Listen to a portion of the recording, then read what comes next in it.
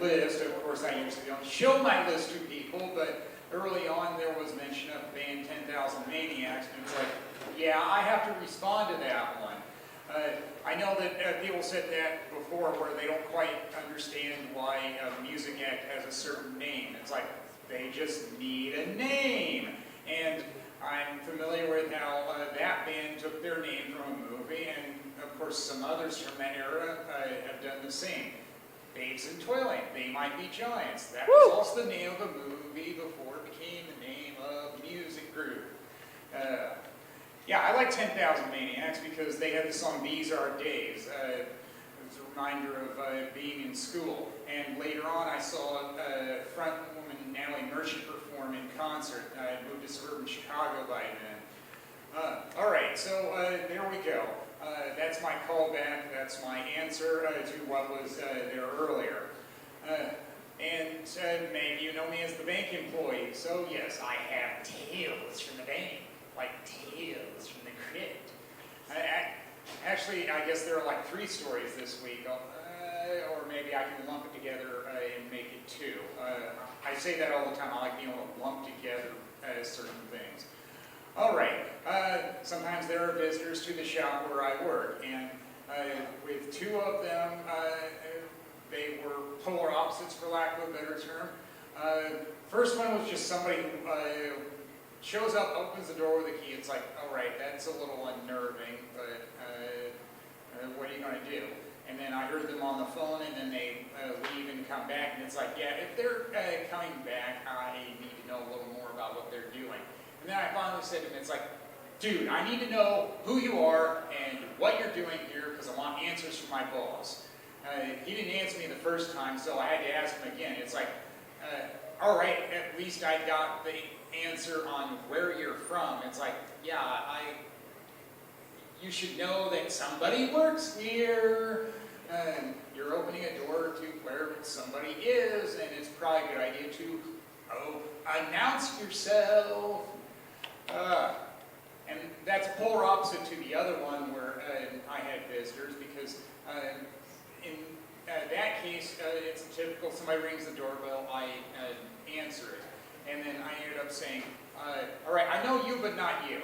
And it's rather common where somebody comes in through the branch, they find the branch manager finds me. So of course the branch manager was somebody I knew, and then the other one introduced himself and said he was with security. It's like, okay, well, this is a pretty secure area. We joked about that a little, like emergency door chirping when a battery needed to be replaced. It's like, oh, all right. In some ways it wasn't that much different from the other one, but I really didn't think about that at the time. It's just, some of these are a little easier than the others. All right, and then bank story number 3. I'm not enjoying this return to office thing as much as I would like. I never had that option. I can't work from home with what I do, the machines I printing checks. But other people have that option, and now they're back at the office more often. And it's like, with one of them, I'm just bringing things to that department so they can handle it before I was just scanning it. And I would bring it to the manager of that department, and I mean, I like chatting with her. We both like baseball. And then somebody else will jump into the conversation. It's like, no, I don't enjoy that very much. And the dude makes too big of a deal about our age difference. It's like, the thing I've learned is once you're out of school, the age difference means a lot less because you're an adult now. You got to be responsible for yourself. And it's like, yeah, we can't be friends if you're going to do both of those things. He doesn't seem to understand that.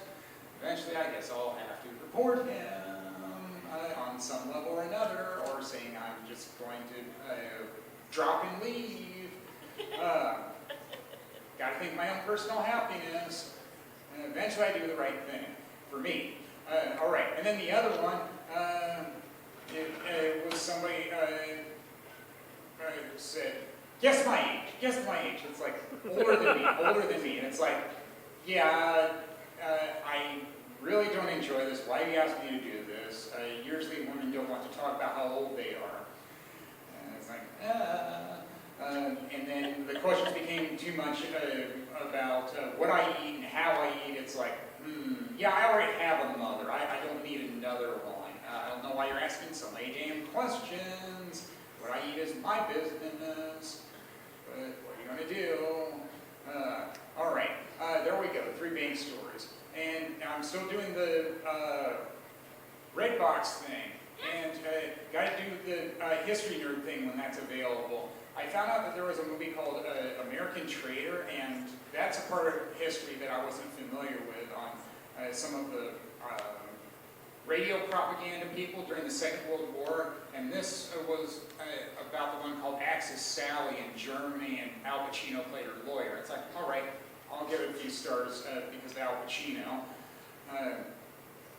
And then the other thing I did was go to the St. Paul Saints doubleheader. Yay, and I got both of the giveaways. But I like being able to walk around during the games because some people can be annoying to listen to. It's like, I like home runs. It's like, yeah, I only like them if my team wins.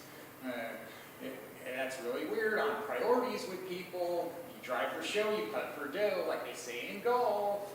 Well, I guess that'll do it for me. Thank you, you've all been great.